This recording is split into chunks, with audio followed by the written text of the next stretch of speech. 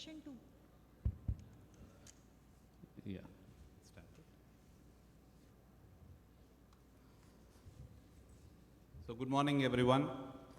It's indeed a great pleasure to welcome you all to this session. This ARC Open House Leadership Development Program. I'm Dr. Nirmal Frederick and have my co-chair, Dr. Anurag Mishra, and Dr. Kasturi will be joining us. This is a wonderful initiative by the ARC to develop the young leaders. And so we have, since we're already running short of time, we'll start with the first presentation. So first presentation is from LDP to President AIOC, Dr. Devakant Mistra. Welcome, Devakant. That's it.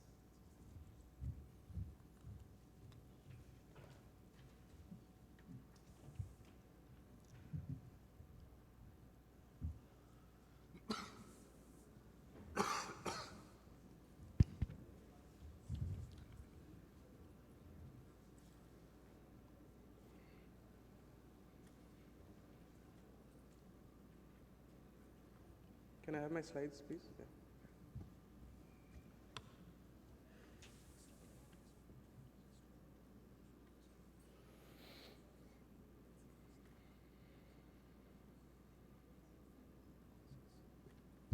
Yeah, thank you so much. So at the outset, I would like to thank Dr. Prashant sir, he is not here right now, for giving me the opportunity to talk about two things that are very close to my heart, the Leadership Development Program by AIOS and the Young Ophthalmologist Society of India. So I think we have established through the debates in this session that leadership, though there are born leaders, but leadership can be learned. These are a set of skills that can be acquired. During our ophthalmic teaching, during our MBBS and school, hardly there are any books and any pages that talk about leadership as such. But I feel even for a young ophthalmologist, there are various spheres of life in the early practice where they deal with leadership, maybe leading themselves into learning new stuff, managing the hospital in some way or the other, and at times some small roles in the society leadership as well. So when I saw this notification by Dr. Partha Viswas, who was the then chairman of ARC in 2017, so I was very fascinated by the program and the outline that it gave, and there were so many things that we had never been exposed to. So this is the first session that we had, an open house like this one.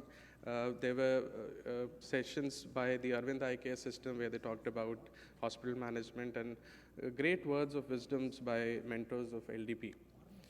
Then which was followed up by a mini MBA at V School in Velinka. And it had some great topics, again, which we had never, formally been exposed to, like the various leadership models, management strategies, and, finances and all these things. And Natarajan sir also got us to, learn a few steps of some exotic form of dance.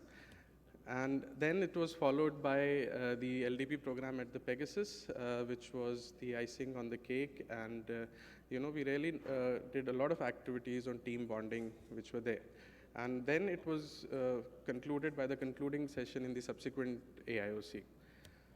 So most of the activities that were there for the LDP were concluded by almost the September, October of 2018. And that was almost the time then we took over as the next office bearers of the Young Ophthalmologist Society of India. And if you see that most of our, office bearers and executive members are LDP graduates. We have the, current members also who are part of this program, Dr. Nupur, just a second, okay. So then all of us sat together, most of us were LDP graduates, and then we, thought about the things that we needed to work on. We wanted to develop platforms for young ophthalmologists. We wanted to generate content that is relevant to them and work on issues, find out the issues that they are facing and escalate them to the concerned authorities.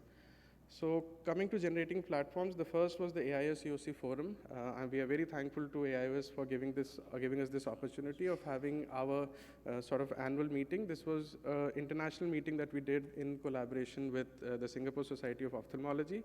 It is a tradition that we continue every year. During COVID, we made this session truly international with almost more than 20 countries participating in that session.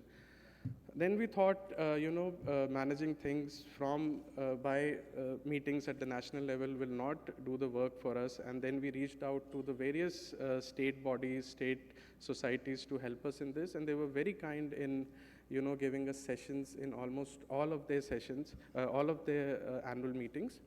And almost all the state societies were very generous, and they gave us this opportunity. So these are glimpses from all these meetings. Now coming to the national bodies, our biggest support system is through AIOS, and in 2019 we got the VIO Lounge. That was a dedicated space for the young ophthalmologists, and our team built up a great program which we do every year. Sessions like Meet the Mentors program, where we invite leaders and program directors from the biggest institutes in India and get them to interact with young ophthalmologists one-on-one. We did the YOSI hackathon, where we brought in 3D printers and ophthalmologists and biomedical engineers to work on some very interesting projects. This is the ARC YOSI quiz that we did that year. Similarly, all the subspecialty bodies have again been very generous and have given us sessions in given time in their already a very compact program, but they have all been very generous with that. So we every year hold a AIOS YOSI writing competition to just keep that creative spirit going. Coming to our efforts on the international level, we are very aggressive with these efforts. We are very ambitious, and in 2020 we became the first and till date the only young ophthalmologist body to be accepted by ICO as its member. Following that, ICO gives us the opportunity to take care of all the young ophthalmologist sessions that are happening in WOC. We are involved with the Asia Pacific Academy of Ophthalmology as well. I am on the standing committee of the VIO group, and we have developed really great ties with all these colleagues from the Asia Pacific. Last year, we started the Rising Star program, where we select the top young ophthalmologists from the Asia Pacific and do a session similar to LDP with them. Now, I am on the editorial board of the VIO newsletter as well. This is something similar to the VIO Times that we bring out. And all the other leading VIO groups like the American Academy, all our colleagues from across the world, we keep interacting with them on a very regular basis. Now, taking the young ophthalmologist movement forward, we are trying to help other countries as well in their attempts to come up with their young ophthalmologist group. We have helped South Africa, our Moroccan counterparts. We are deeply involved with the activities of the Bangladesh young ophthalmologist group, the Taiwanese counterparts. We helped South Korean to establish the young ophthalmologist group. We helped Jordan. Now we are working with Nepal, Pakistan, and Japan in these subsequent months to come up with the VIO groups. In 2020, just before COVID, we organized the first Global VIO Summit in collaboration with the Singapore Society of Ophthalmology. And we just concluded last month the second Global VIO Summit. And hopefully next year we'll be bringing that to India as well. So with these increased activity at the international level, we have seen a growing participation from our young ophthalmologists in these meetings. And almost all the awards are being bagged by our Indian colleagues, and it is giving them an exposure to international training opportunities as well. So coming to the content, we have a regular publication that is the Young Ophthalmologist Times. It has been appreciated all across the globe, and it's a very useful source for training and young ophthalmologist related articles. We have a YouTube channel which is very popular. We have something called as UC Flash Notes. We do recurrent meetings, the late night retina, surfing the anterior segment. We have a regular journal club that is happening, and we have a very dedicated legal cell which helps young ophthalmologists with their legal issues. And we have a very active socio-cultural team led by Dr. Nupur, which looks things at the lighter side of it. Coming to the issues that the young ophthalmologists face, we do regular surveys to identify these issues. We have a help desk where young ophthalmologists can reach out with their issues, and we have a dedicated job portal. We identified that fresh candidates have a lot of trouble finding a good job, so this is the portal for them. Now we are getting stronger both at the national and the international level with over 4,000 Indian and international members. But LDP has not just helped us with EOC. Almost 1.5 years back, I started this Swarn Jyoti Eye Hospital, and over the past 1.5 years, we have established 5 branches and seen almost more than 25,000 patients in this 1.5 years. So all the learnings from the leadership development program helped me there as well. And our mentors from LDP, Dr. Prashant, Bhavan Kule, Kasturi ma'am, they've all been there to support me in this journey. So I'll just play a very embarrassing clip, which is from my introduction way back in 2018 to the LDP, at the LDP. Can I have the sound here, please? Netralaya, I'm working as a fellow in the Vitro-Retina Services. And I would like to thank AIOS and all the mentors here for this opportunity. And I've just come here to grow, and I don't consider myself as a leader, but maybe I can grow and help others grow on the way. So, you think that you do not make a leader? I mean, as of now, I'm not a leader. I'm just too small for that. But Tell I me, just want to grow. Who is leading your life? Of course, sir, I'm leading my life. You are the leader already. Yes, that's true. Read Thank the you. book Magic of Thinking Big. Thinking small is crime. Yes. That's what David Sharp says. You want to reach the moon, you'll reach. Next. So don't think small of yourself. So that was the first lesson at LDP. I've not forgotten those words till yet. And there were so many lessons that we learned across the whole journey. No, I've not lost weight after LDP. I've definitely gained weight after LDP, but it has been a life-changing experience for me. I do not claim that it will be a life-changing experience for you as well, but if you want to change your life, it will definitely help you. You will find mentors for life, and you will find friends for life as well. Thank you so much.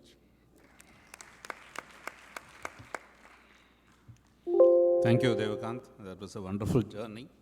I know AOC has been doing a wonderful job. So we have a very active Yo Society in Tamil Nadu. So I've been helping us, the seniors, since a few years.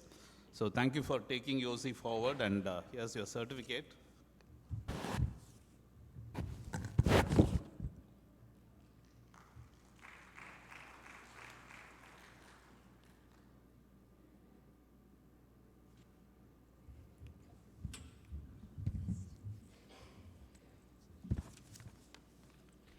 So we now move on to the second talk.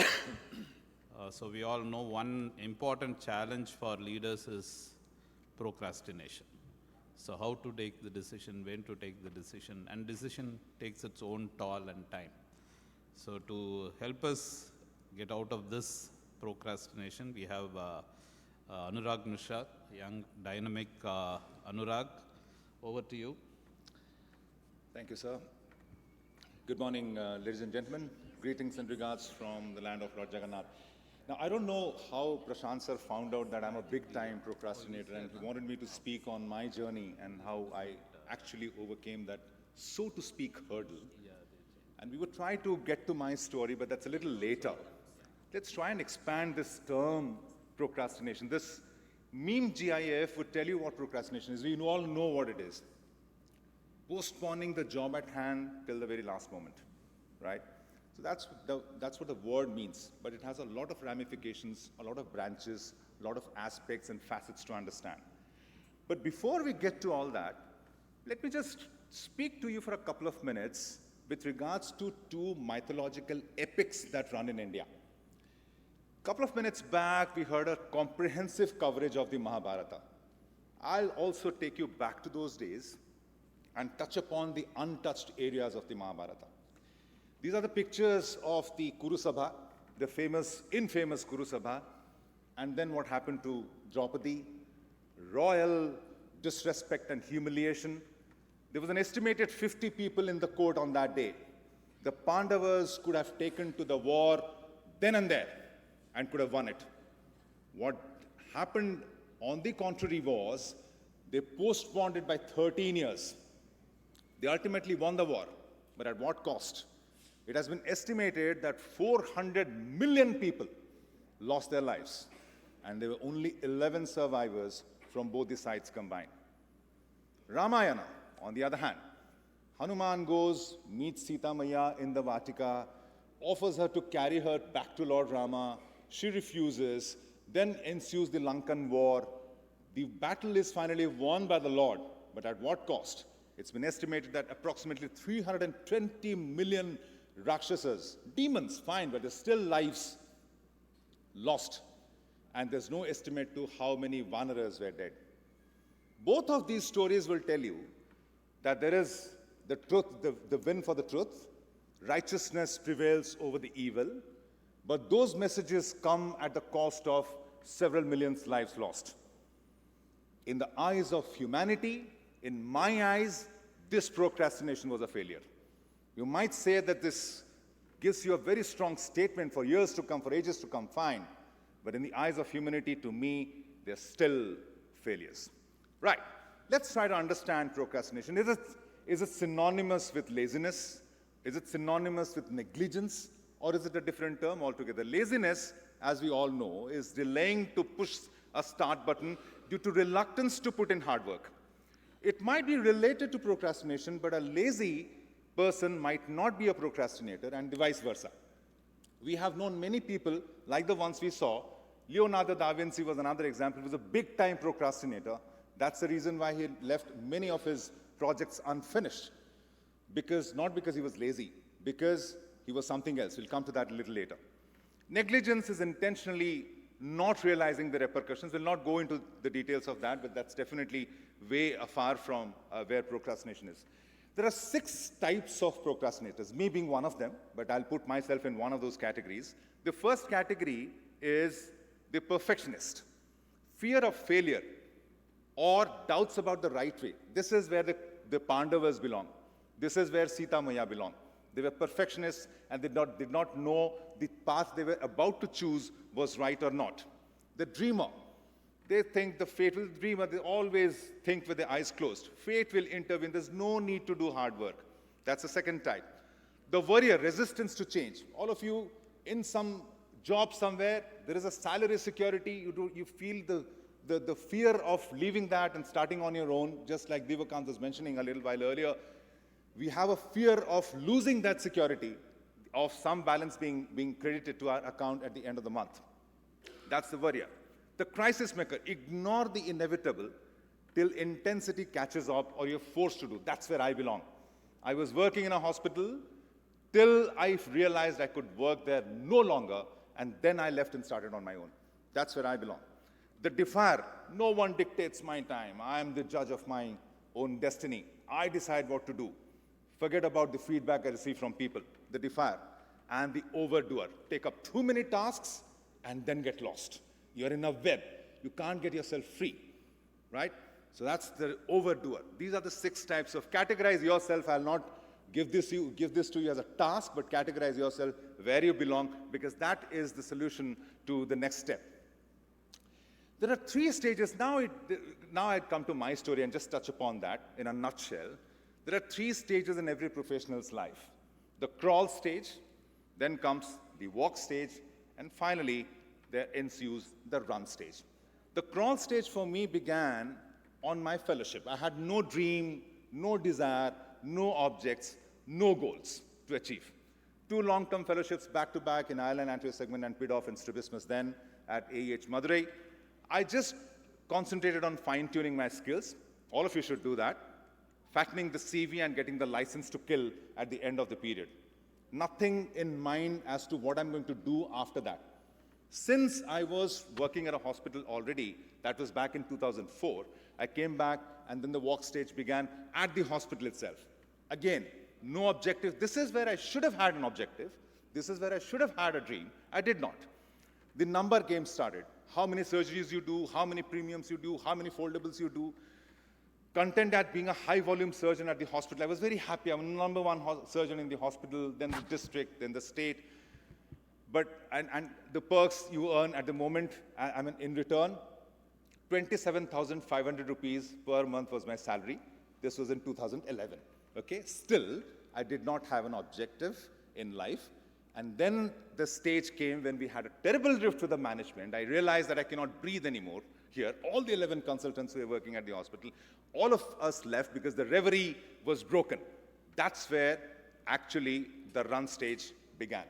What happened after that is based on this trinity of 3 Ds, and I want to explain that to all of you. The 3 Ds consist of dream, desire, and drive. Dream and desire are actually interchangeable. The only difference being, dream is what you see with the eyes closed, and desire is what you see the same with your eyes open. Desire just makes it more practical. Dream is more impractical, comparatively.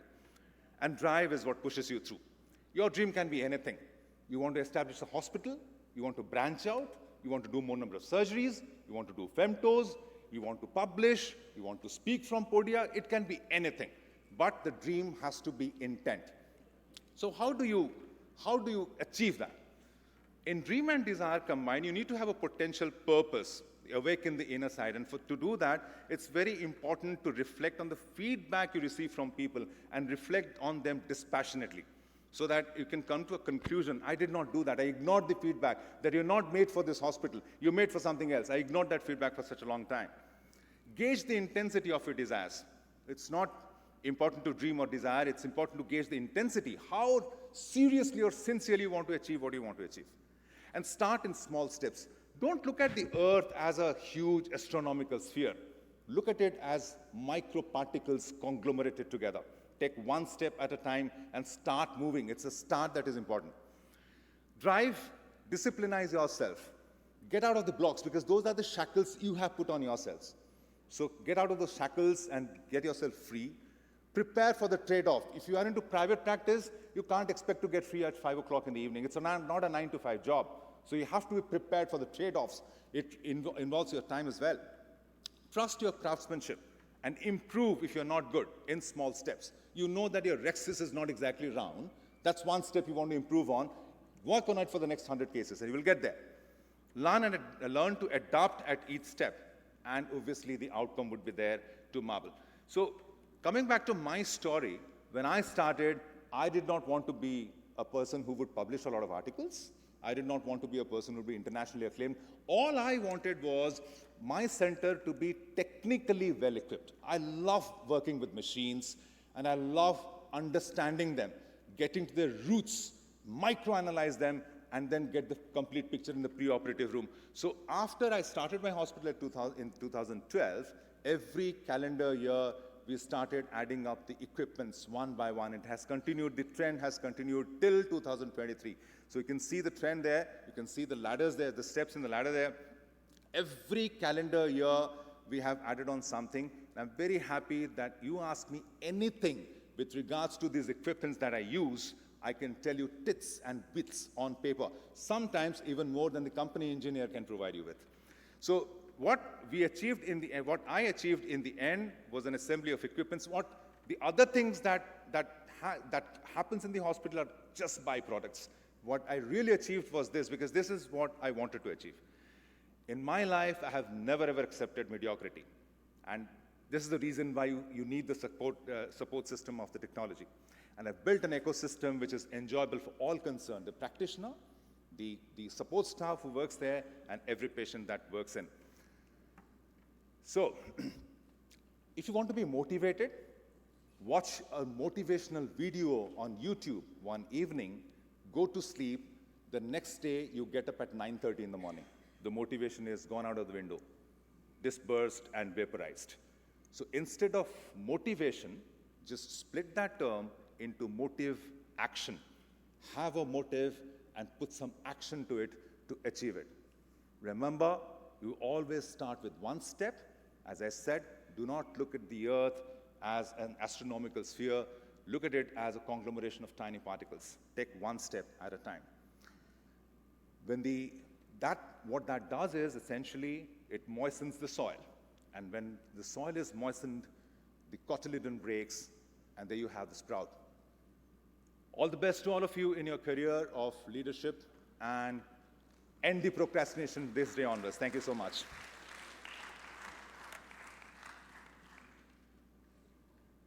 I saved some time for you, Shilpi. Thank you very much, Dr. Anurag. That was an excellent presentation. So I think any questions for Dr. Anurag? Like he has very rightly mentioned about motivation and that you need to stick to your passion. I always believe that there are obstacles, there are challenges in everyone's life, but it's very essential that you should try to convert all these obstacles into opportunity.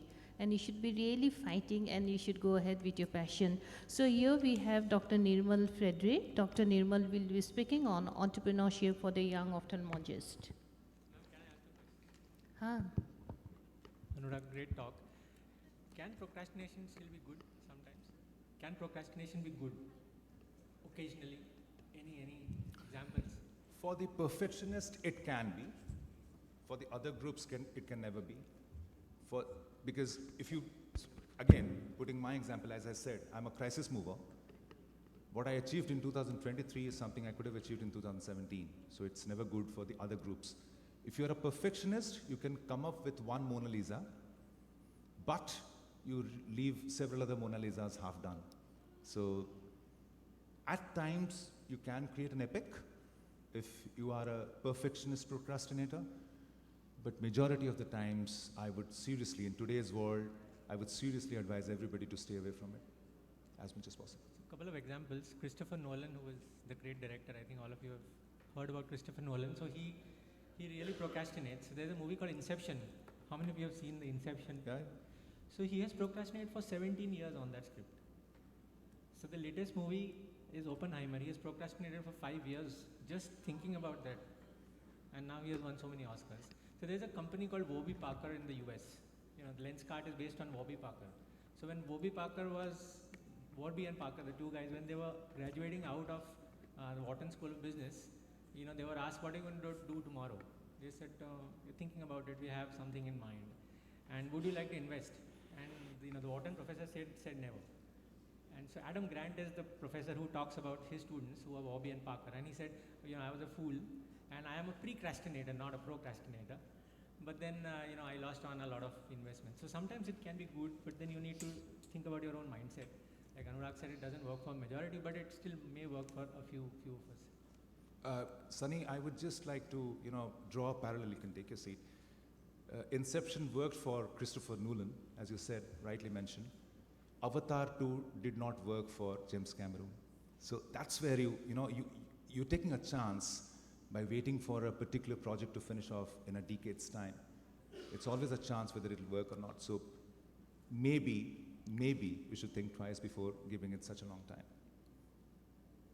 Chalo, over to you, Dr. Nirmal. Yeah, and thank you, we'll take up Kasturi. the questions again. Okay, thank you. And so let me thank the ARC leadership, Dr. Prashant and the ARC team for this invite. And it brings me, after hearing Devakan's talk, it's my turn now from the LDP side, on the other side as a LDP alumni, and now as the president of Tamil Nadu Ophthalmic Association. But this talk is not about that. This is about entrepreneurship in ophthalmology. So we keep hearing this. Right. So why pursue entrepreneurship in ophthalmology? I'm sure most of the LDP alumni will have this question. Right. So somebody is doing a wonderful job in an institution. Somebody is stuck to a teaching institution. Somebody is stuck to a job in a NGO hospital, or somebody is, like Anurag said, procrastinating about decision making on whether to switch over to entrepreneurship. So why do we need to pursue entrepreneurship in ophthalmology? So what exactly is this? An entrepreneur is one who has an idea. So this idea may work or may not work, but he has to take a decision when to make that idea work. He need to have that skill, knowledge, and also strategize for it. And then he need to jump onto the leadership bandwagon to enter into this race, entrepreneurship race.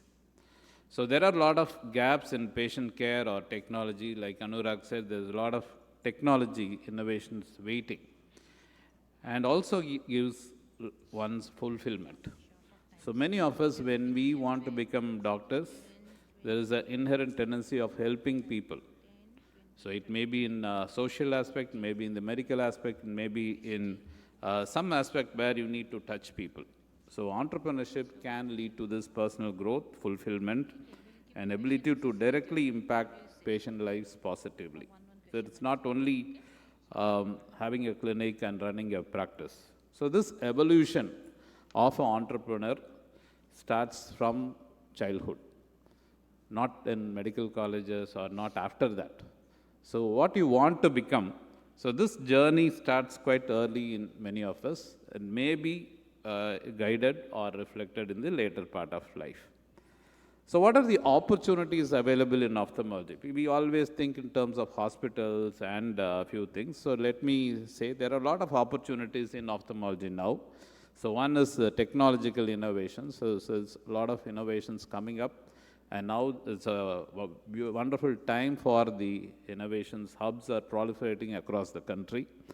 There are still unmet needs. So given the complexity of our Indian demographics, there are a lot of unmet needs with reference to ophthalmic care. And improving patient experience. So you see corporate chains bringing up with aesthetic centers, focusing on niche areas, and digital health integration. So this is happening in a big way. So not only related to the insurance, but also every part of patient record keeping and using AI and deep learning into the digital health integration. Research is coming up in a big way. And also social practice, social impact and sustainability. And entrepreneurs are the one who create jobs for the country. This is very, very important that, so when we are developing or going into this entrepreneurship mode, we are not only feeding our family, but we are also feeding at least 40 to 50 families in a single eye care center. So this is the important aspect of one becoming an entrepreneur. So how do we start this? So one is clinical entrepreneurship. So we can start your own clinics, hospitals, or private practices, or in specialized clinics. So, or within the department or existing hospital, you can start your setup. So a lot of health tech, digital health entrepreneurship is happening. So there's a lot of scope for it. So we now have new technologies, new apps, software coming up, and there's always tele-ophthalmology platforms. A lot of such platforms are coming up. The third is the medical devices and equipment. Some of us are very, very keen about what is happening inside the device rather than using that equipment. So that it depends on your mindset. So you can start working with designing, manufacturing, and selling new medical devices and equipment. Creating advanced surgical instruments. I think my friend Suvan can speak about this for so many hours. Like he developed a BX device, which changed the scenario for small pupil surgery. There are wearable devices that assist with vision correction. Now it's coming up. So previously it was very high cost. Now it is the affordable cost. Then we have this pharmaceutical and biotech and entrepreneurship. So you see the number of anti-VEGFs coming, number of injections coming. So these are drugs that is going to help and revolutionize the eye care therapy. So not only for posterior segment, but also for anterior segment, particularly dry eye. And so a lot of simulation techniques are coming, surgical training platforms. So these are educational and training ventures. And then social entrepreneurs. So a lot of such social entrepreneurs. India has been a wonderful playground for social entrepreneurship. So one is the largest eye care system, the Arvind Eye Hospitals, then Shankara Eye Hospitals, who has LVP is another different model. So many initiatives have come in this aspect and giving a lot of job opportunities as well as satisfaction to the government as well as to the people. And of course, e-commerce, you see, go to any town, there is a lens cart or specs makers now. Okay, so instead of somebody non-medical person thinking, the ophthalmologist can think of it, can bring that medical angle to the e-commerce segment. And so this is also one aspect. And then, of course, the health services and solutions. So these are businesses, chains or hospitals, so which can offer solutions that are not only medical, but also non-medical. So these are the so many opportunities available for entrepreneurs. But why for ophthalmologists? So basically, we all know we have the important physician task known to us, taught to us. So there's two F's. So what we need to do is find it and fix it. What is the problem? We need to give a solution. So all entrepreneurs are problem solvers. So we have to find the right problem and see how we can give a solution, whether it's an improvised solution or a new solution or a new innovation. So, and there is always two voices among the patients. So physicians have this voice. We need to understand this. So we want to quickly go into the history, examine and then give a differential diagnosis and start giving the treatment. But patients have a different voice. If we listen to this voice, we'll make the experience for the patient in a better way. So this is how practices can differentiate. So patients want to tell their story. They are concerned with your personal interaction and want your response for the open-ended questions. So I'll briefly touch upon the important aspect, patient satisfaction, why it is important in your clinic or hospitals. So that is where excellence is not being the best, it is doing your best for the patients. If you can focus on this area, your entrepreneurship will be successful. So there are few questions you need to ask in clinical practice or from the patient perspective. So these are actually the mysteries of the medical world. If you are able to solve these mysteries, if you are able to solve this problem, you are halfway through in the success journey. So what are you doing for me? So this is the patient's primary question. Why are you doing this rather than that? What are the options? You given a differential diagnosis, what is the option for treatment? Will it hurt me or harm me, both physically and purse-wise? So how much and how long I need to spend? And when and how will you know what all this means? So what would be the end result? What would be the outcome? So if you are able to give this as a clinician, as a practice owner, as a entrepreneur, then the customer or the patient base is going to increase. Right, so I'll just give you some points. So it's all about word of mouth. Even in the digital time, it is still the word of mouth. So if you satisfy one patient, 4 new patients come. But if you disappoint one patient, it reaches 10 potential patients. And now with social media, it's going to be at least 1 lakh patients. So your negative news becomes more viral. And it is a lot more than clinical outcomes. So we always focus on 6 and those things. But patient clinical outcomes or their experience is not based only on this outcome. So how they were treated in the hospital, how they were given a prescription, how they were explained about the prescription, all these matters. So being young ophthalmologists, so this is very, very important when you are going to set up your entrepreneurial journey, understanding the patient perspective and seeing this from his shoes. And they are willing to switch. We have to understand this. However good you are, however you have a big practice, however your reputation is there, patients are willing to switch for better if they find there is an alternative. So this is the reason why 77% of patients are willing to change their brand just by hearing that there is a better service provider. And then what's special about good service quality? Most of this have a good story to tell. So you have to ensure our patients, when they leave our practice, have a story to tell others. So this is where patient touch points makes a difference. A satisfied person has no story to tell. Whereas a loyal customer, there is usually a special story. So we need to make every patient a loyal customer or loyal patient rather than just providing service. And you need to measure. This is my favorite slide. Unless you measure, you can't manage, right? And what is that? So only in the top 2, you see the green area, 9 and 10, these are the satisfied patients who are going to tell your story. The rest will not tell anything about your practice. In fact, the less than 6 points, they are going to tell negative opinion about your practice. So if you are entrepreneurs, you have to know this customer profile and patient experience. And patient experience, of course, sustainability and outcome in terms of finance is also important. Your bottom line is important, And when the patient satisfaction is high, the bottom line will grow. This is not beyond satisfaction. Very often we tend to focus on Google surveys or other surveys, but it doesn't give much of a thing. You need to concentrate on individual patients so that over a period of time, the numbers are good. And it is, as I said earlier, it's a lot more than clinical outcome. If you go through many of these surveys, that gives how well staff training and staff orientation to the requirements of patient is very important. Having all this, so these 4 E's are very, very important. So whenever in your practice, you need to engage the patient, empathize with the patient, put yourself in the shoes of the patient, educate the patient. Of course, counseling is, now we have relegated that to counselors. We need to take it up and enlist the patients.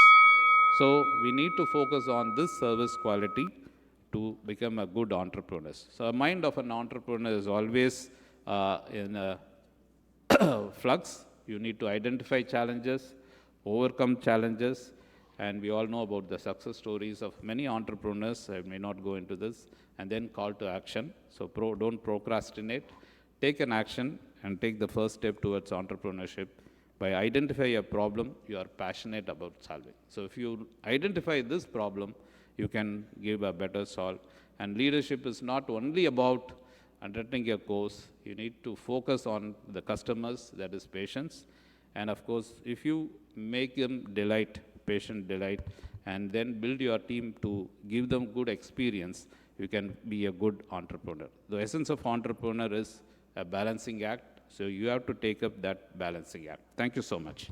Thank you, Dr. Nirmal, for the wonderful presentation. I call upon Dr. Shilpi to cover her next topic. In the meantime, I request Dr. Nirmal and Dr. Anurag to kindly collect your certificates.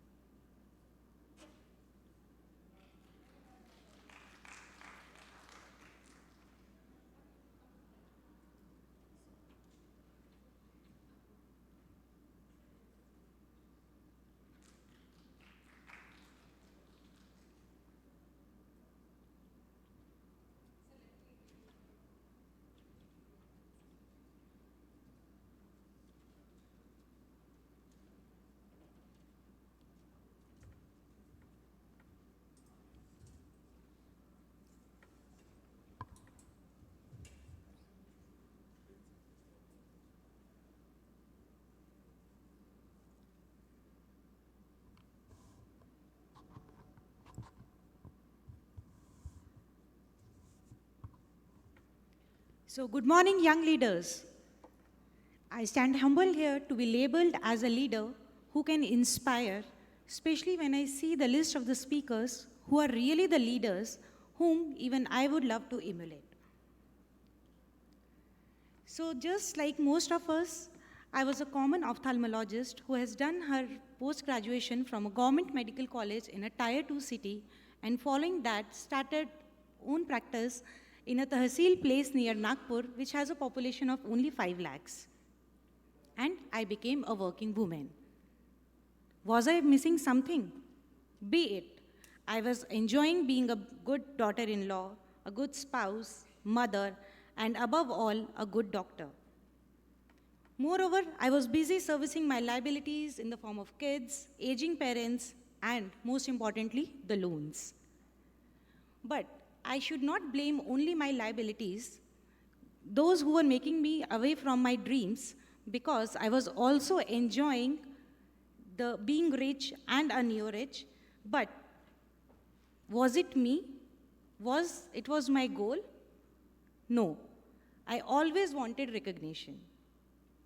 But these are the similar factors which were clouding my inner call and was preventing me in going forward. I had everything, but still I was not happy. So what was the missing?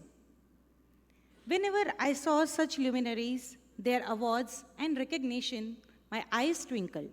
But it always left a dull ache in my heart, who was orator from the school days and college days, a head girl, and always an award winner in the school days.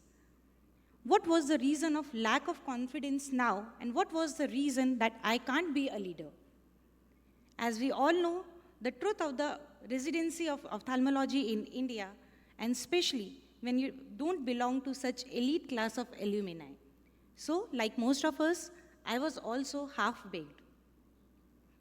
And as I didn't get any fellowship, so I always thought that I was looked down, which further added to my inferiority complex. Whenever there was any professional meetings, there was always a common question, what is my specialty? So this ignited the fire in me and to do something. So I decided, why can't I? So it was a motivation, and so I decided to take the fellowship after 2 kids and after a gap of 4 years. My peers and my family members sometimes looked at me skeptically and sometimes sarcastically. It was difficult for me to come out of the comfort zone, especially into the uncertainties of the fear. But as we all know, the magic happens when you are out of your comfort zone. So this motivation and willpower helped me out in breaking the shell. But the first challenge was balancing between the work and the life, as we always have only 86400 minutes with us in a day. Also, the mentor expectations and expectations of a workplace had to take the driver's seat, so there were no free lunches, no more vacations for a working woman or a family woman. The social media took the first toll, and the most important factor was the mom guilt. But these articles, they helped me overcome my mom guilt to some extent. I shared my dreams with my spouse, with my in-laws, and also take their help to share my work so that I can excel what I want. Most important is to create a support system and also to strategize and plan the time management so that you can take a walk on this tightrope. I was lucky to have a mentor who unleashed the potential in me and also the hidden me in me. From the local podium, my love of podium, it raised from the local meets to the annual meetings and at the international levels now. I begged multiple awards and also the recognition which I always wanted. Yes, publications and research was in my bucket list. But my first paper got rejected from more than 10 journals. And we all know that rejection is the most bitter pill everyone has to swallow, as this joke goes. But patience, persistence, and perspiration, it made it happen. And after the acceptance of the first paper, now we are proud that we have donned so many cover pages and more than 42 publications in well-indexed journals. Also, I'm the reviewer of now reputed journals. Beyond that, now I am a quizzer and also the organizing secretary at various forums. So it's well said, you may have to fight a battle more than once to win it. It's never too late to chase your dreams. So it's time to break out of your shell to show the world who you really are and what you are really made of. Thank you.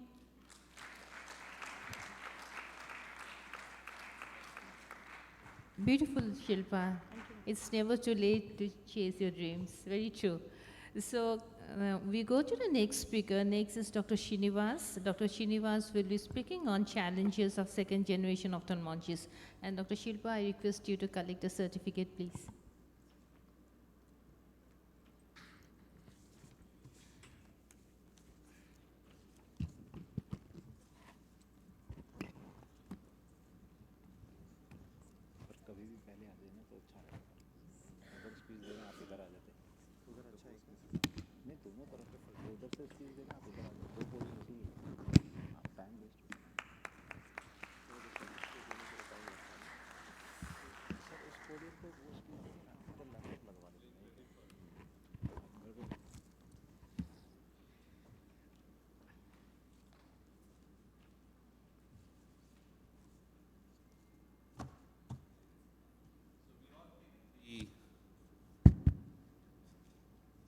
You ready? Sir, yeah. Yeah. So we all think, particularly the first generation doctors think the life of a second generation ophthalmologist is full of roses.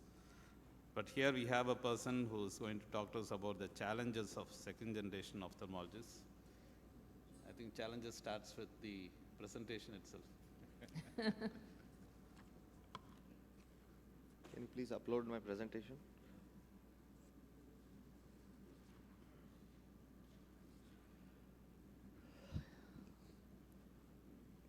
Good morning, everyone. A warm welcome from the team ARC. The topic given to me by Dr. Prashant sir was second generation ophthalmologist visit, is it a boon or the bane? So let us see how it goes. So when he gave me this topic, I looked into it. Some literature search. An estimated of 10 trillion is expected to change the hands and be managed by the second generation entrepreneurs. So when I Googled it, what is $10 trillion? So I couldn't count these rupees at all. So then I realized how important is the second or the third generation, the business, because it is certain that the economy of the nation as well as the world will be driven by these second generation entrepreneurs. Technology, competition, ever-changing workforce makes it more and more challenging. And this will be coupled with the active involvement of the first generation in decision making as well as running of the business. Now, let me look into it. Superficially, it may seem like second generation ophthalmologist, ye sab upar se paide hue hain. They are all born with silver spoons, golden spoons, all various spoons. And it may seem that they have their journey cut out for them. The networks, the nuts and bolts are already fixed in place to launch them to instant success. I'm sure many of us might have thought like that. But is it really so? Looking back, the history reveals how erroneous that assumption is. Each second generationer has to or had to prove his or her worth in ways more than one. In fact, in one or more the spotlight, right under the glaring eyes of the naysayers, one of the authors says that if they failed, then, arey yaar, itna bhi nahi kar paya, masik thasik, all those things. If they sail, then like, okay, lineage hai, sab kuch diya hua hai. So there is very less credit. So it's called as from fail to sail or fail and sail. So these are some important things which I thought I should share with you. One can learn from the experience of their parents, but the hard work, the skill, the capability, and the luck are one's own. Hard work is not going to be genetic, to be transmitted down to the next generation. We have to gather it. Current day medicine has become the public domain.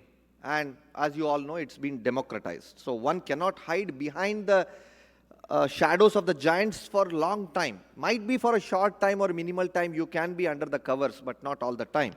And ultimately, it's one's merits that take the center stage sooner or later.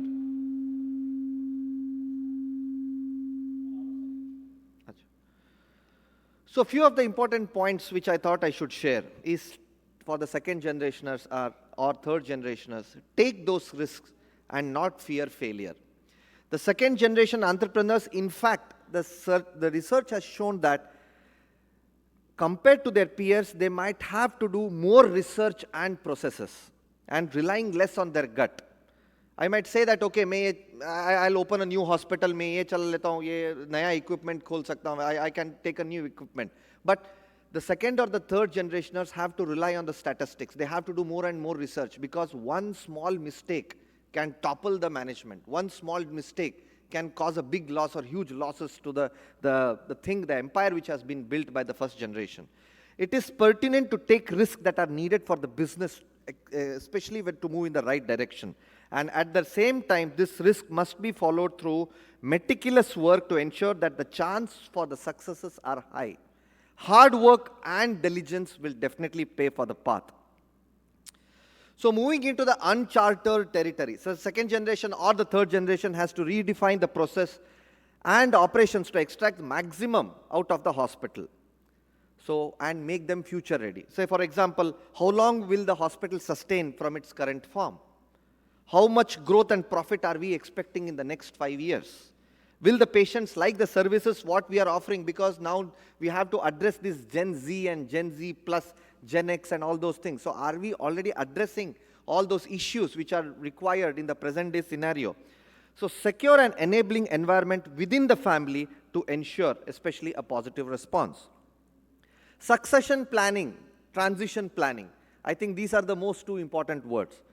First, we need to have the clarity amongst the members. What's the expected rights and the duties? If there are, I have seen few of the families, there are 9 to 10 ophthalmologists, or in some of the bigger institutions, I've even seen 15 people, ophthalmologists of the same family running in the institution.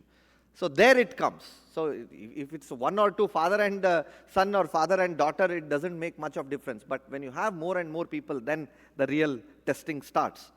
So clarity has to be very important. Ensure that there is a positive progress when it comes to future expansion or planning. The young leaders especially need to look into the global trend. What are the emerging risks? What are the opportunities? What are the threats? Breaking the barriers. We need to take the calculated risk, focusing on their people, and of course, making innovation the new normal. So transition, as I said, it can be a complex and challenging processes. It may be helpful for the second generation leader to especially seek the support from the well-wishers, true friends, advisors, mentors, so that they will be in a right direction or the right path, and they do not take any wrong directions. Expectations and pressures. Yes, definitely the second generation or third generation family members may feel pressure to live up to the accomplishment of their parents and to uphold the family's reputation. Right? This can lead to stress, anxiety. And another important point which cannot be forgotten is the conflict within the family members. So working in a family business can lead to conflict, and especially if there are different opinions about the directions of the business, if there are any difference in the communications or the decision making, then there can be conflicts. So one thing I still remember, one of my senior always used to tell me that whenever in the family member there is a dispute, he used to say in Kannada, "Hottagako," means just swallow it. Don't try to bring it up. Just whatever happens, just swallow it, just swallow it, just swallow it. Balancing family and the work roles. Second generation family members may struggle balancing roles as both family members, as an employee or an employer. This can especially if there is a conflict between the two roles. And of course, maintaining a professional image. It can be difficult for the second generation family members to establish a professional image, that of the parents. Now this is important. Everything will be yours mentality. So what happens, even after the years of working hard for the business and achieving great results, the second generation would be discouraged to step out of the norms and the borders of the company, saying that everything will be yours one day. So try out new things then. Don't poke your head into mine. So these are, again, the common differences which happens between the first and if the age gap is little less. If the age gap is more, then they might not. But if there is a less age gap, then they will say, "Jab tera time aayega, tab dekh lena, tab mera time hai, ab main dekh leta hu." So that is usually the thing which is happening. So let's look into a few of these. Himani Modi Group of Companies, 1933. So she said, she comes from a very, I think they have crossed thousands of crores. Coming from the next generation, I have instilled freshness and a novel style of working, incorporating more dynamism and diversification of the current portfolio. So when asked what is the challenges she faced, the biggest challenge for me, what she said, was to work extra hard, to be actually taken seriously. I have been working as a woman entrepreneur since the age of 21, and I would probably say it took 5 years for my family to consider me seriously. So even though she had all the degrees, but still the family to try to believe on you, it really takes time. It doesn't happen overnight. Anuj Saxena is the MD of the Elder Healthcare, part of a 700 crore elder group of companies, incorporated in 1988 by his father. Then he had a hobby of television and acting and all those things. So he went into became a television anchor. Then he said, when I joined Elder Pharmaceutical, earlier I had handled only marketing, which bought me a lot of international association, medical prescription business. 5 years ago, I took over the mantle, and then I moved from 3 products to a wide range of products catering to personal grooming, cosmetic, men grooming, etc. So what important point we need to learn from here is the challenge was to take the brand, that is the Elder, to newer heights, keeping in mind the values, the principles, and the ethics of what his father had organized in that business. Now the second generation want to do a complete makeshift of what was done before to have it.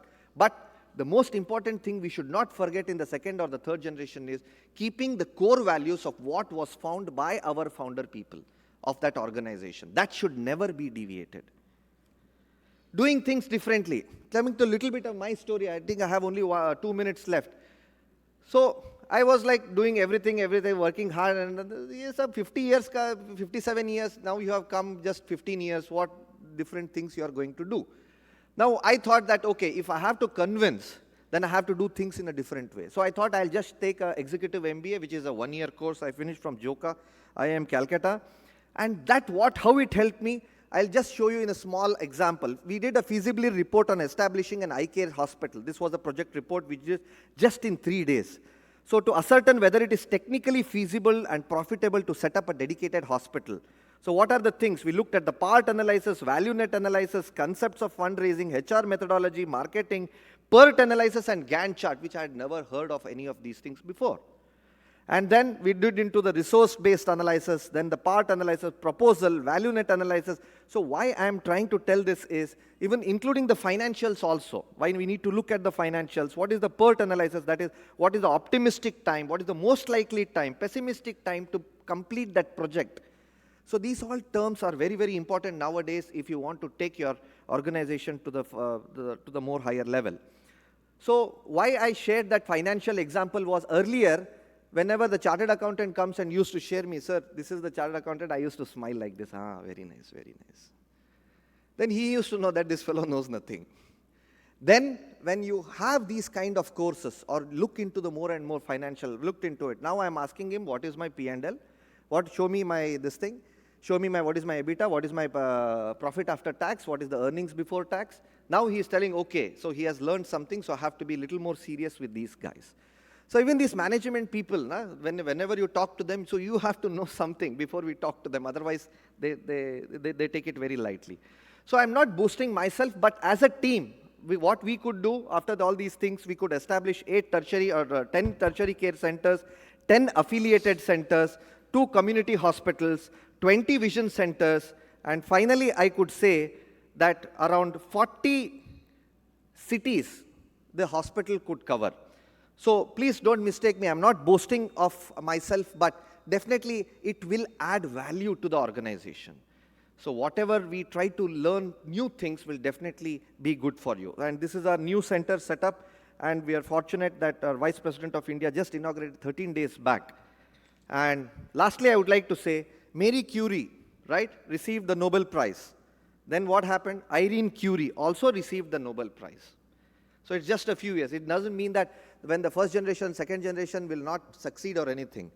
J.J. Thomson, Nobel Prize in 1906, proved that electron is a particle, but his son also proved in the Nobel Prize also. He also won a Nobel Prize. So struggle, build on the foundation of your parents, but never be ashes in the fire. In Kannada, they say, benki olagendu boodi agbeda anta. So comparison is the thief of joy.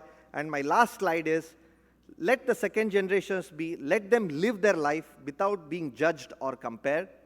Being born into any particular family is a destiny. What they make of the journey that follows is their determination. Some favors, some disfavors, some pluses, some minuses, all are the part of the game, same as anyone else. So just enjoy it. Thank you very much for your...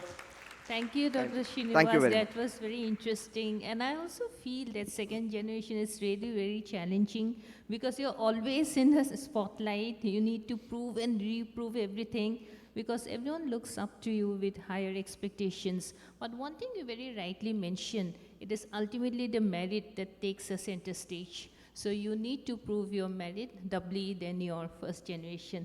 Thank you so much. Thank you. And I request you to collect a certificate. And I call upon Dr. Vanati, Chief Editor, Indian Journal of Ophthalmology, to take up the stage. Ma'am, one question. Can I ask a question? Yes, sure. Srinivas, one quick question. If you're given a choice to redo things and... That's why I paused. So given a choice of being in the shoes of a first generation versus a second generation ophthalmologist, which one would you choose and why? I am born as a second generation, I will definitely the second generation. This was asked to me by one of the correspondent from Times of India. How would you like to, they asked for, it was a personality development classes, and they asked, you want to start from that? One lady, she got up and she said, she was a daughter of a good businessman. She said, I want to start from a scratch. Because what my father did was did, but I want to have my own identity. I want to start everything. That was very good, liked by the people. But I slightly beg to differ in this, is because, see, your parents or your grandparents have worked so hard to bring it to this level. So now why again you want to start from the scratch? You take from what it is there. They have already given you the launching pad. You work hard. You work on your merit. You work extra work, put your extra efforts there. Then definitely you can. So I would like to say that definitely it's a platform given. It's a ready-made thing, as they said, silver spoon, golden spoon, whatever spoon. But you need to know how to maintain that spoon also. It's not that easy. Thank you. Thank you very much.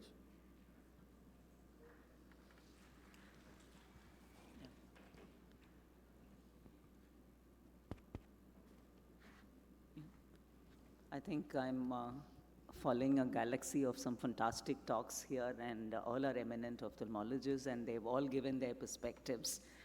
And I also come from a second generation ophthalmologist, but I'm not in private practice, I'm in institutional practice here. And it all comes with its own merits and demerits here. So I think at the end of the day, as Dr. Kasturi rightly pointed out, it's merit which stands out in whichever generation you belong to. So I think what's very important is, my topic is going to be on carving your niche here. Whether you're first or whether you're second or whether you're third, you need to carve your niche. And how do you do it? How do you prove that there is merit, and how do you prove that you're worthy of what you are being, where you're being placed? I think capacity building is what is most important here. Capacity building is not about just for organizations, but it's for every individual, how you make yourself a better person than what you were yesterday. So that's most important, and that's how you build on your merit here. So I'm just going to take you probably in the line of what all the others have told you, and reflect upon what can make you a better self than what you are already today here. In Tamil, we say this. I'm a South Indian, come from Tamil Nadu. Agara mudala eduthellam adi bhagavan mudatre ulage. So it means that as the letter A is the first of all letters, so the eternal God is the first in the world. I think God has placed you where you stand. And from there, God takes you where you will go. But you will also have to contribute and make yourself worthy of what is being offered to you. That's very important here. And that's the message from the Thirukural here. So the first, I'll just share with you 10 pearls of how you can carve your niche. I heard a lot of talks, and many people begin from humble beginnings. So please do not be discouraged if you do not, if you're the first generation, if you were not offered things on a platter, if you were not born with a golden or a silver or a platinum spoon. It does not matter. Merit is what you have to build, that merit within you. So humble beginnings, always remember, all big things have small beginnings. So do not be discouraged. Do not look at somebody else and say, oh, how can I compete with that person? That person is already having a start way ahead. It does not matter. Your capacity building of raising yourself to that level is what is going to matter here. The next one, always do a self-analysis. Look at your weakness, look at your strengths.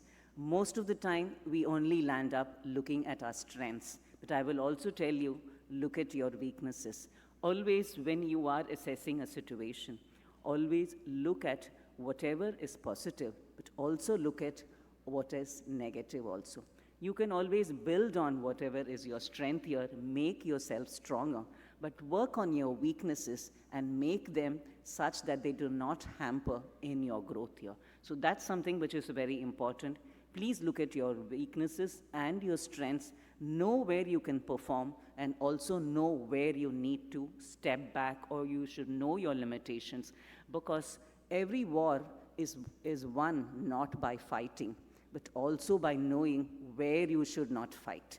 that makes a big difference in the way you're growing in your life. And that's a lesson which I have learned myself several times here.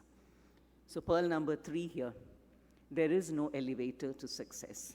You have to take the stairs. Please remember, whichever generation you belong to, there is no elevation. People can recognize you, but recognition is not success. Please remember, your performance is your success. What you do is what speaks about you. So that's important. There is no elevator to success. You have to take it the hard way. Please work up your stairs when you have to reach the top here. And again, what's important for that is don't be afraid to work hard. So you will have to work hard. Don't say, okay, I have to see 40 patients, the other person is seeing 10 patients. You are not comparing yourself what the other person is not doing. You are working for yourself, and for each amount of work. Example of a patient is something, because that's very common, and that's what I see my postgraduates saying, that person is not working, why are you asking me to do so much? I think each person teaches you something every moment, every second, every minute, every hour, every day.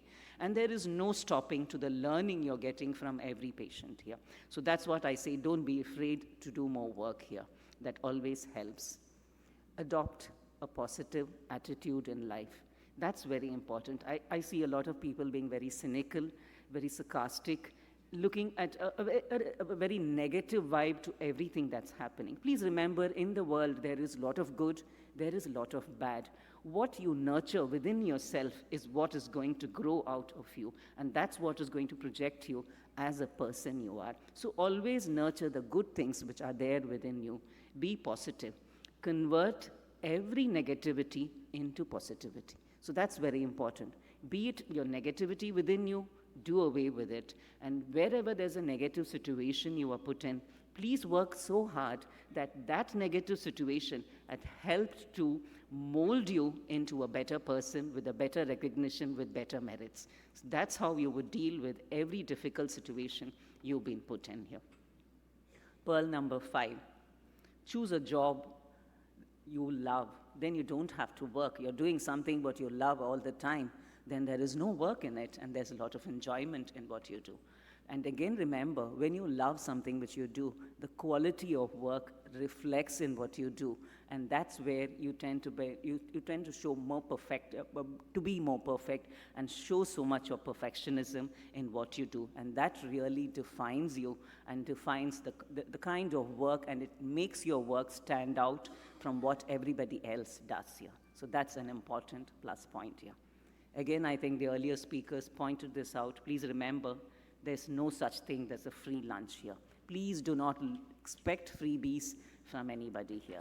It doesn't work that way. If you want something, please go and earn it. Show that you are worthy of it. Show that you have worked towards it. Earn what you want here. There are no free lunches in life here. So that's an important message which I have learned myself. Then pearl number 7, face your challenges. Do not be afraid to face challenges.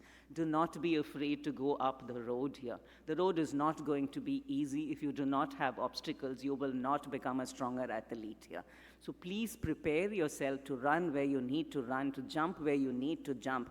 Make that capacity building within you, make you so strong that you can face any challenge here. I have seen a lot of people working in several institutions, ये possible नहीं, ये करने नहीं देते हैं, यहाँ पे नहीं होता है ऐसे. You know, AIIMS didn't become AIIMS the way it is today just by what one person did or did not do. It became by each and every person being a drop in the ocean. Each and every person contributes. I always like the Singapore attitude. If a road is clean and nice, they say, okay, this is clean and nice, we don't need to work on it. It's not the way you look at things. You say the road is clean, what can we do in the budget for this year to make it better than the road being, than how the road looked last year. So that's how you work today. You do not become complacent. You always work harder and you try to make things better than what they are. And I think if each of us adopt this attitude, not only in medicine, not only in our profession, not only in everything which we do, India would be a much better place to live in than it is today. So each challenge helps to discover you, the potential within you, and make you a better self here. Then pearl number 8, don't compete with anybody else. That's something which I constantly say. Competing with anybody else is mundane, it's very average. Compete with your own self. I'm not competing with anyone else right now. I'm very busy being my own competition. I really love that statement because that's something which I always do. I do not do something, I do not want something because somebody else has it. It does not make us. I do something because I think I deserve to have it and I would like to have it and I work towards having it. So if you become your own competition, then you will always strive to become a better person than what you did today. You will always show quality in your work the way each and every day your work will shine better than what you did yesterday. So I think that's one thing which always works well for me all the time. And this is important, your pearl number 9. Be honest with yourself. Don't do something because your boss is supervising. Don't do something because your senior resident or your faculty or somebody is looking at you. It doesn't make it that way. Do something the way it has to be done because that's how it has to be done. So be honest with yourself. If a thing has to be done the way it has to be done, that's the way. And you don't have to feel guilty about anything. You don't need others to watch you to make yourself a better person than what you are today. And that works all the time here. I again conclude with this, your competition isn't with other people. Your competition is your procrastination. So I'm looking at look at all what you feel within you can be shed out to make yourself a better person.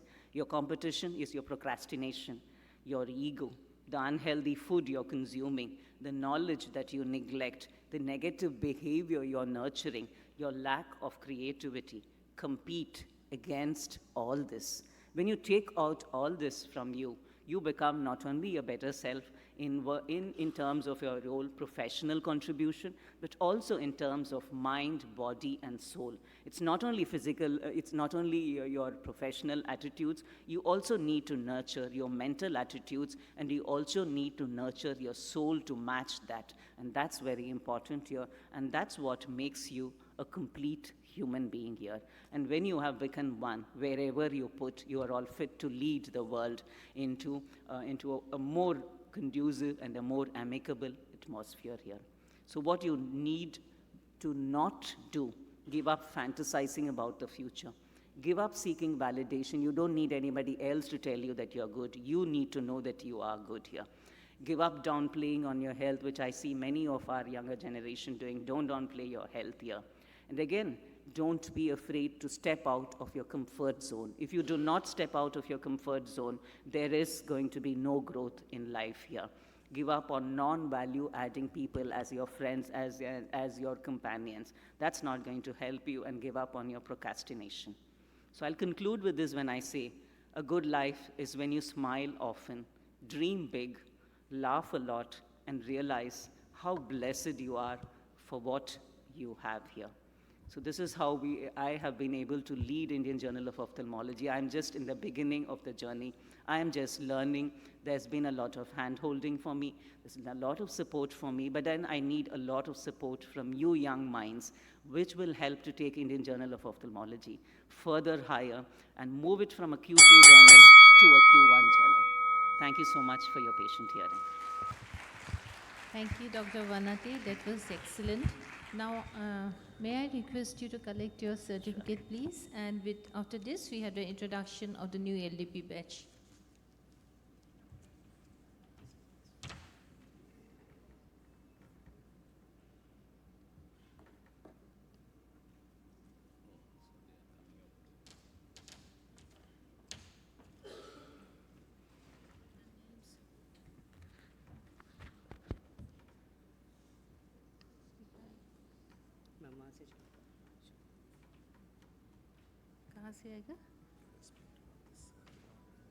Okay, so now we would like to introduce the new members of our LDP program. So I'll request one by one you come and introduce yourself to everyone. So I call upon Dr. Pooja Hingorani, please. She's not there. Can I have the next one? Dr. Namrata Kabra, are you here? Yeah. Kindly introduce yourself.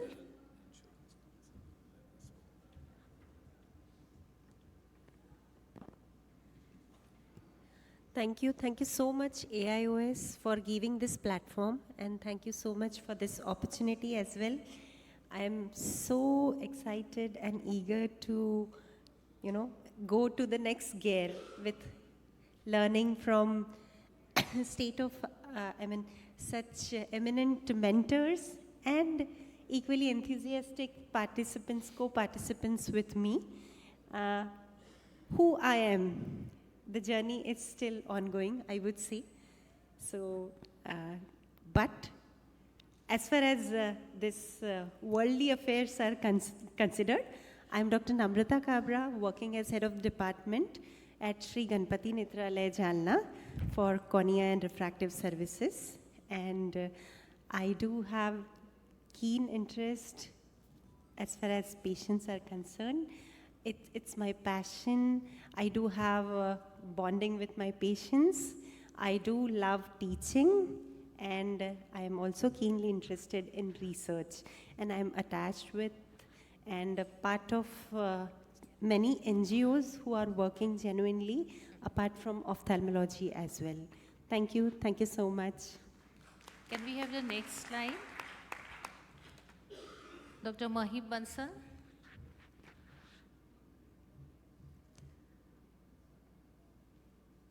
I think this session is running late by 40 minutes. So, good Dr. afternoon, Mahib, everyone. Myself, Dr. Mahib Bansal. First of all, I would like to thank AIOC LDP program to giving me this opportunity and platform to explore myself.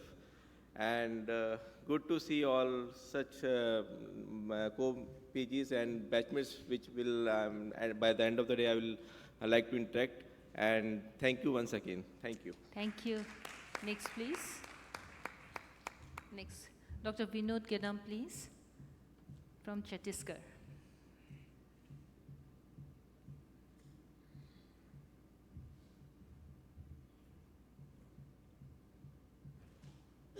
Good afternoon, everyone. Myself, Dr. Vinod Gedam. I am from Chhattisgarh. I am working as a private practitioner in Raipur at District Netralaya, Raipur. And my organizational position, I am Secretary Raipur Regional Ophthalmological Society, and I have conducted two conferences at Chhattisgarh state level. One is annual conference of CSUS, and one is midterm conference of CSUS. Thank you very much. Next, I call upon Dr. Tanvir Ahmed from Assam.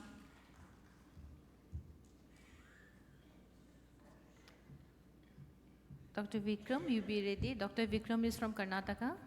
Are you here? Very good morning, everyone. Already afternoon, I guess.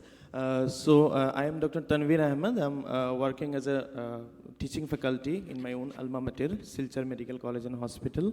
I thank my state society as well as USARC for this recognition and then this opportunity. Thank you so much. I take interest in teaching and public speaking other than teaching my students. And then also I'm associated with blood donation as well as cornea donation programs. That's all for now. We'll get to know each other many more times ahead. Thank you so much. Thank you, Dr. Tanvir. So, Dr. Vikram here. Good afternoon, everyone. I'm Dr. Vikram Jain from Karnataka. I'm into a group practice in Mangalore and some other cities in Karnataka. Looking forward to this LDP session. It was great hearing the past alumni giving their experience and how they moved forward. Looking forward to working with all of you over the next year. Thank you. Next, I would like to call Dr. Mahesh Babu.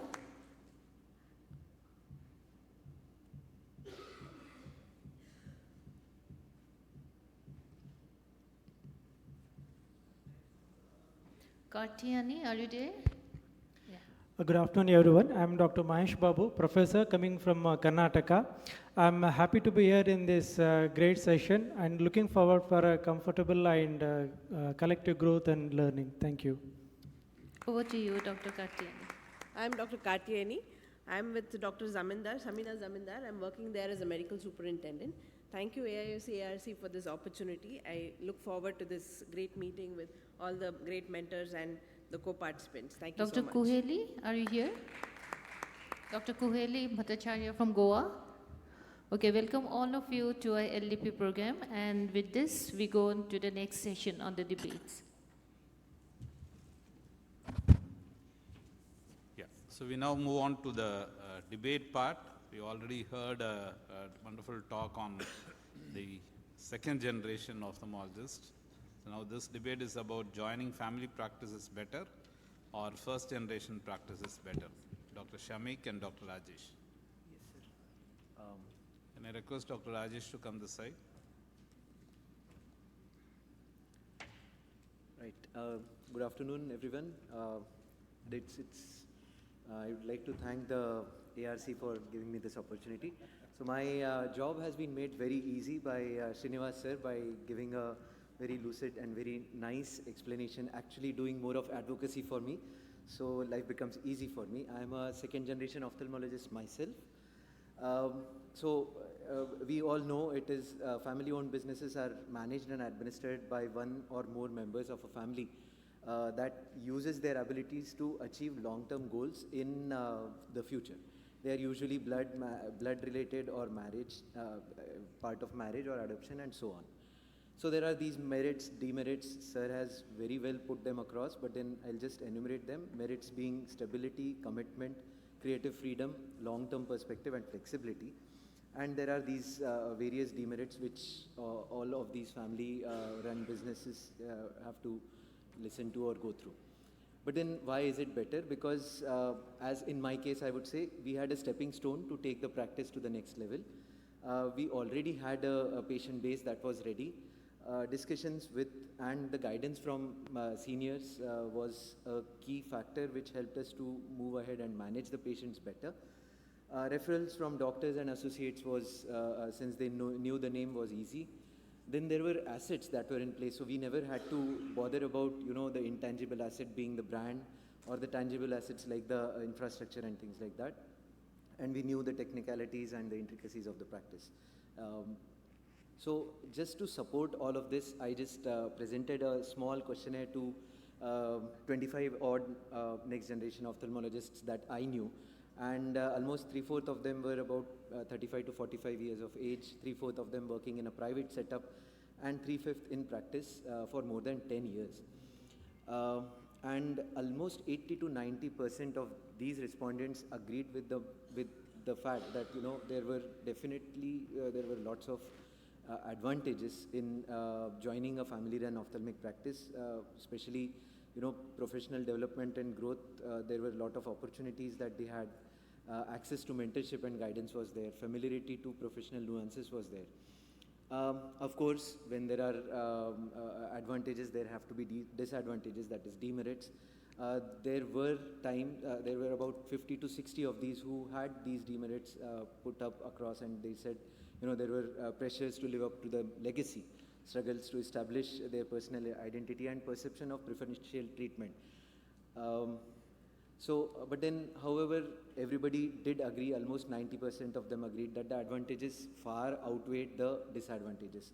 And then, as put up by Srinivas sir again, it is more of a boon than a bane. That is what I could get out of all of the data that I got. And then we have these two stalwarts in ARC itself, our chairman, who struggled almost 20 years to come to what he is. And then we have our member from South, Dr. Srinivas sir, who got it in probably 10 years or maybe less. Again, I'll go back to my set of practice. My father, it took him almost 30 years to bring us to this level. And it hardly took me about 10 years to put my name across as a retina specialist down there. And I'm very happy and proud to be part of this journey. Thank you. Yeah. Thank you. Yeah, over to you, Rajesh. Thank you very much. Thank you very much, Prashant sir. And good listening to Srinivas and Shamik. I always thought at the beginning of my career that inheriting a practice was always better, but here I'm supposed to speak about first generation practice is better. So it's the first generation practice often stem from a pioneering spirit where individuals explore uncharted territories without the constraints of pre-existing norms or standards. This fosters creativity and innovation. You see these two guys, the older one, who has set standards. Hands-on learning is always more immersive and impactful compared to relying on passed down knowledge and technique. This approach encourages better problem-solving skills and the ability to overcome challenges in a rapidly changing world. You see another example here. The first generation practitioners often operate with limited resources, forcing them to be resourceful and find creative solutions to achieve their goals. The mindset of doing more with less is valuable in both personal and professional contexts. Facing uncertainty and adversity is inherent in first generation practices. This cultivates resilience and the ability to preserve in the face of obstacles, qualities that are crucial for long-term success. And many first generation practices serve as the foundation for future innovations and advancements. They lay the groundwork for further exploration, refinement, driving progress in various fields. So all those Shamik and Srinivas, they got this foundation before they could do anything better to the practice. Thank you. Thank you. That was the nice points. I think I had this discussion with one of my friends. Said, what is the biggest challenge being a second generation doctor? He said, the surname. In fact, he doesn't write his surname at all. He mentioned it as initial because he don't want to be linked to it for certain reasons. He want to be innovative. He want to be his person known and his characters known rather than the surname. So that it's a different perspective. I think both are important, and anyway, it's not in one's hand whether you are a second generation or first generation, but it brings it with different perspective.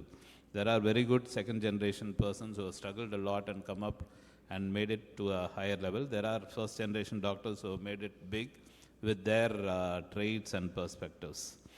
Okay, any inputs from the audience?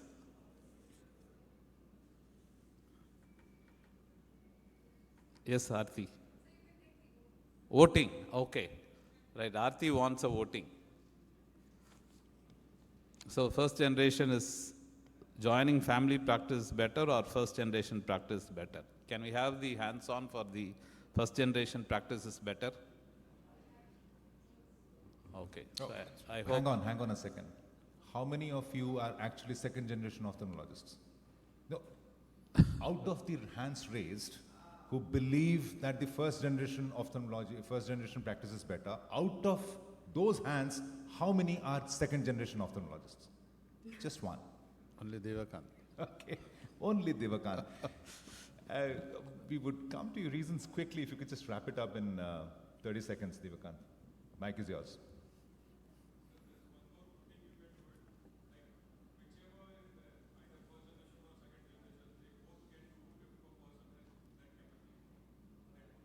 We will come to that. That's point number 2. Yeah, let's hear you. My father has his practice, but I started my own hospital.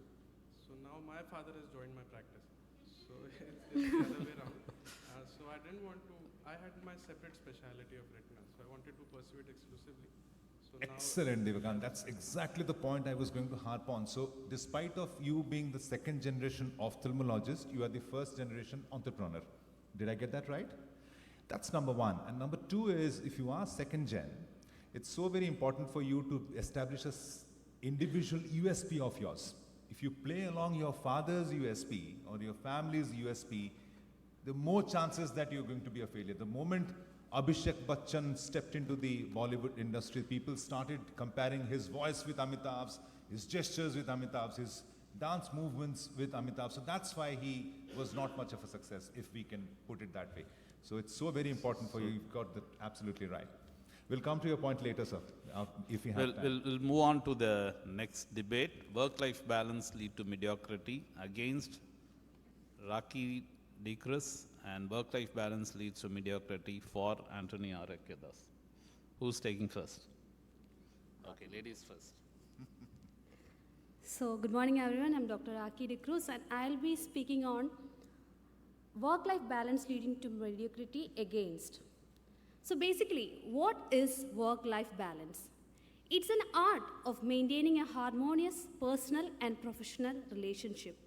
But it needs a conscious management of your time as well as your energy to meet both professional and personal commitments while prioritizing self-care and well-being. And you need to set your boundaries right, define specific working hours, and separate work-related tasks from the personal activities. And most importantly, finding the me time, that is giving importance to oneself, activities that nourishes us as humans, spending time with your family, friends, and engaging in your personal hobbies. So time management is the key to success. Efficiently organizing and prioritizing your tasks, ensuring that you will allocate enough time for your personal pursuits as well as your professional commitments. Implementing strategies to manage your stress, like doing yoga, practicing mindfulness, taking breaks, vacations, unplugging yourself from this work-related world is very much important. And you need to be flexible, have the ability to adapt and adjust your schedule to accommodate unforeseen circumstances of personal needs. Being a workaholic, so everywhere when we look around, we see people who are overworked, who are stressed, who feel inadequate. In our hyper-stimulating environment, what are we doing? We are trying to make everything perfect, and finally we end up feeling exhausted and feeling empty. So disadvantages of being a workaholic starts with high risk of burnout, fatigue, stress-related health issues, and overworking. The employee might be working for longer hours but being less productive. So why is being a workaholic socially frowned upon? This is because it is considered as a mental health problem, especially because you are stressed, which leads to anxiety and depression. You have a poor work-life balance, you have unhealthy personal relationships, which finally leads to a feeling of guilt, frustration, and resentment. Workaholics usually prioritize their work over their personal relationship, finally leading to a feeling of loneliness and isolation. They have poor self-care, finally leading to health issues and diseases. Workaholics may struggle with negative thoughts and emotions like perfectionism, self-doubt, and a fear of failure. And the danger that awaits them, one study has found that the risk of stroke is higher in people who work for more than 55 hours a week, and they have high risk of anxiety and depression. And the study found that working for longer hours correlated with a decline in their physical health. So now I think it's very much clear that you need a work-life balance for yourself. So stop shaming people for wanting a work-life balance. I think we put too much emphasis on long working hours as a sign of career success. But mind you, not everyone wants to be the CEO or an organization head or the fastest surgeon with the greatest records. It is not their priority. But if you're doing 100 surgeries a day, tired and exhausted, but at home you don't have anybody to support you or to congratulate you, are you really successful? You have 500 publications, but you're a divorcee, your children hate you, and you have no true friends to cheer for you. Are you really successful? You are the fastest surgeon with the greatest records, but you suffer from anxiety, high BP, and post-2 angioplasty. Are you really successful? You can have career success too. You don't have to give up on your ambitions. You just have to manage your time wisely and productively and work smartly while you are at your job. We have many examples. I just have jotted down few.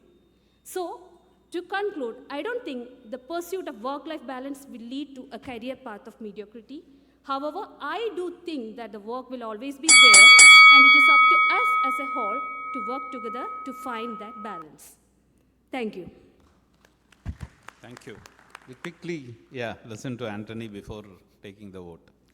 Yeah, thank you, sir. Good afternoon, on all. It's a great pleasure to be standing before all of you to speak on work-life balance.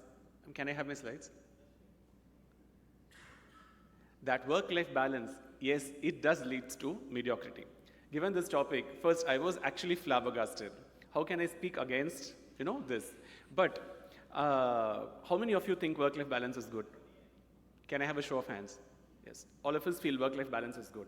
But then when I sat and thought about it, I understood the topic a little better. Let's clarify.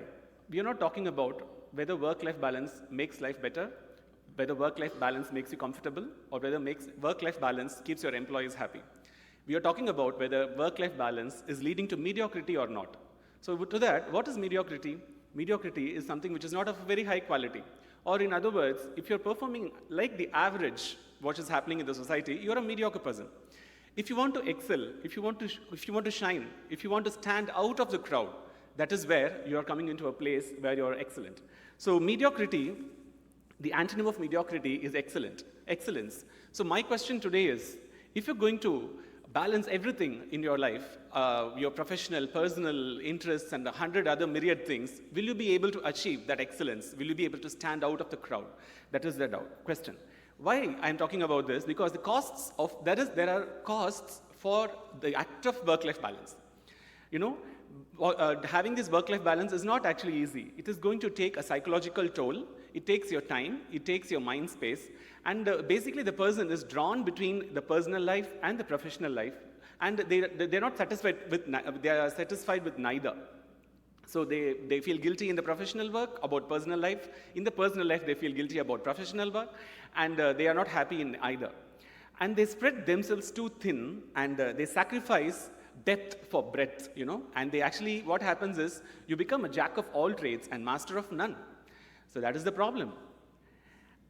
Whenever you take any exceptional individuals in the society, be it pathbreakers, innovators, trailblazers, they were all people who were ready to sacrifice whatever they had in pursuit of their relentless pursuit of their passion. And they did not focus on keeping their work-life balance, but they actually sacrificed things to go out of the way to work hard.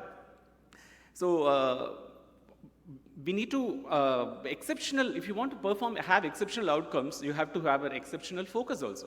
See, like this target which is here, if you're shooting all around, you're not going to reach anywhere. Take an Olympic athlete. They train for hours together, for years together to achieve that sport, a place in that sport. Do you think that Olympic athletes will be attending every other family function, every other party which comes across the way? No, a single-minded focus is required. This is Elon Musk. Some may like him, some may not like him. But the thing is, he is making a difference in the society. He's an influencer across many industries, you know. And he says, he's a workaholic, and he says, work like hell. If you are working for 40, 100 hours of work, 100 working hours, you're going to achieve faster things. No, leave alone Musk. Think about people, social people like Mother Teresa. Had they been involved in so many other entertaining things in their lives, would they have been able to achieve what they have achieved? Would they have been able to create the difference that they have created in the life? The heights, my favorite quote from H.W. Longfellow, the heights by great men reached and kept were not attained by sudden flight, but they, while their companions slept and were looking for work-life balance, were toiling upward in the night. Excellence requires sacrifice. One more subtle thing which we have to look at is also that this pursuit of work-life balance has actually become an excuse. All of us would have had colleagues or employees who will have this problem or the other personal problem all the time, and they are not able to contribute 100% to their work. Look at this cat. It wants to drink the milk, but it also does not wet the whiskers. It is not possible. You have to sow. You have to work hard. Only then you can reap benefits. We all have a limited amount of 24 hours, like the 4 minutes that I have, and what we invest in is what we're going to receive. So doing a wholehearted, dedicated hard work is what leads to excellence. And by saying this, I don't mean that you all should become zombies and should become burnout with your work. But what I say is your focus should not be work-life balance, but your focus should be excellence if you want to stand out. Thank you. Thank you. So nice points put forth by both debaters. On one slide says 500 plus publications with the diverse and 100 plus surgeries with 2 angioplastics.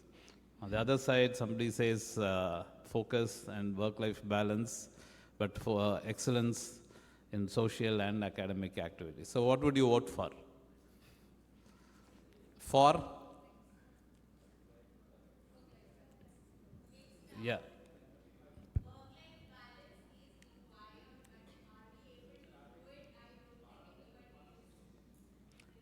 I think the better judge would be our spouses. True. Rather than making us vote here. Yes.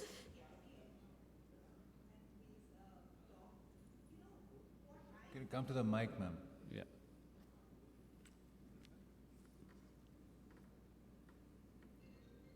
I think this talk is always so pertinent, especially for working women. But I loved Anthony's talk about excellence. So the way I see it is that have absolute, complete commitment and focus when you are balancing. So balance doesn't mean stillness, but it is being on one foot at a time. So when I'm at home, no phone calls from patients, no answering emails, and you're completely immersed in that flow state.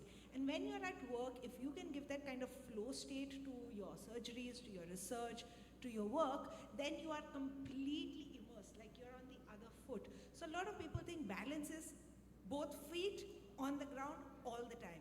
But real balance is one feet off and your complete focus on that one feet. And then when you're taking the next foot, you're, so kind of, if we were to merge both, because that's what we want now, is that complete focus, but give them time slots. So that way we get best of both worlds. Super. Really like Wonderful. So you don't believe in multitasking? No, I think what she means is work-life balance or trying to maintain or strike that balance does not necessarily take you away from hard work.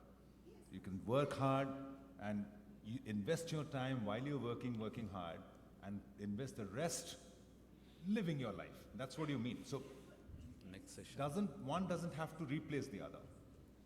Super. I think we have to wrap it up.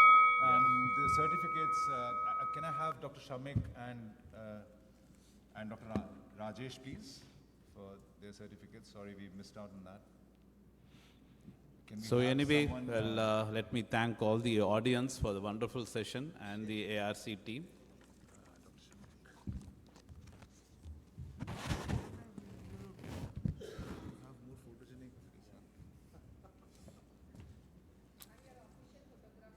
Do we have someone who can hand over the certificate to Dr. Rajesh?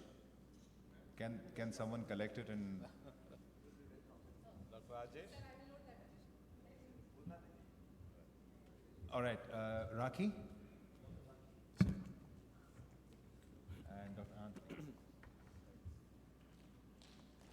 Well done.